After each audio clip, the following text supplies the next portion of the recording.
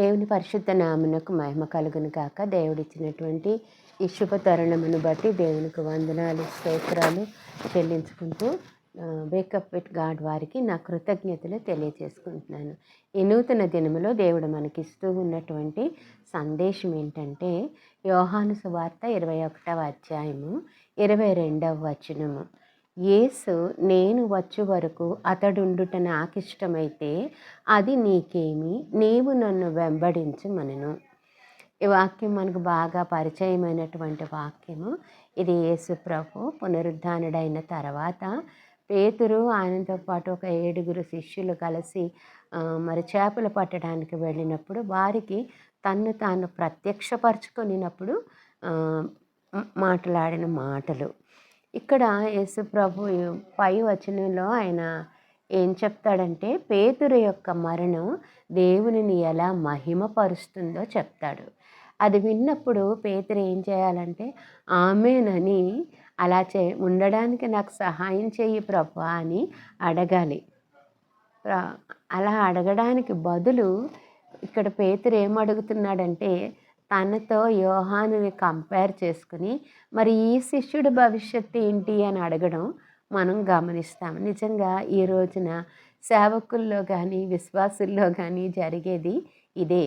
ఏంటంటే మనకి ఇవ్వబడిన పని, సేవ, బాధ్యత అవి ప్రక్కకు పెట్టి వేరే వాళ్ళు ఎంత చేస్తున్నారు, ఎలా చేస్తున్నారు, ఏం చేస్తున్నారు అనే దాన్ని ప్రశ్నించడం, కంపేర్ చేసుకోవటం, మరి వాళ్ళ సంగతి ఏంటి అని ఆలోచించడం, నీ పని మీద నిమగ్నం తగ్గి అవతలి వారి పని మీద అటెన్షన్ ఎక్కువ అవ్వడం మనం చూస్తాం. ఇది దేవుడు గద్దిస్తున్నట్లుగా మనం చూస్తున్నాం. అతను అడిగితే అతను అన్నదానికి ప్రభువు ఇచ్చిన సమాధానం ఈరోజు ఇప్పుడు మనం చదివాము. నేను వచ్చు వరకు అతడుండుట నాకు ఇష్టమైతే అది నీకేమి, నీవు నన్ను వెంబడించుమనెను. ప్రభు వచ్చినప్పుడు, ప్రభు నువ్వు పలానా వాళ్ళ సేవలో ఉన్నావా లేదా, వారి కార్యక్రమంలో పాల్గొన్నావా లేదా అని అడగడు, కానీ నీకు అప్పగించింది నీవు చేసావా లేదా అని అడుగుతాడు. కాబట్టి మనం ఇతరులతో కంపేర్ చేసుకోవటం మానేసి మనకు అప్పగించిన దాని మీద కాన్సన్ట్రేషన్ పెట్టి అది ప్రభువుకు సంతోషం కలిగించేలాగా చేస్తే దేవుని నామం మహిమపరచబడుతుంది. అటువంటి కృపలో దేవుని నిన్ను నన్ను నడిపించును కాక.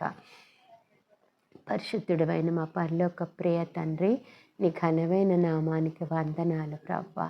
నీ ఒక్కొక్క విశ్వాస విషయంలో నీకున్న ప్రత్యేకమైన ప్రణాళిక కొరకు నీకు వందనాలు.